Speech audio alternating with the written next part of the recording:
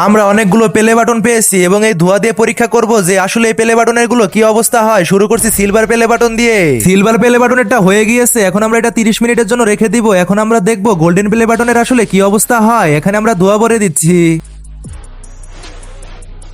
চলো এবার diamond play বাটনের ভিতরে রং ভরা যাক, দেখা যাক ডায়মন্ড প্লে বাটনের আসলে কি অবস্থা হয়। তো আমরা এখানে লাল রং দিয়ে দিচ্ছি।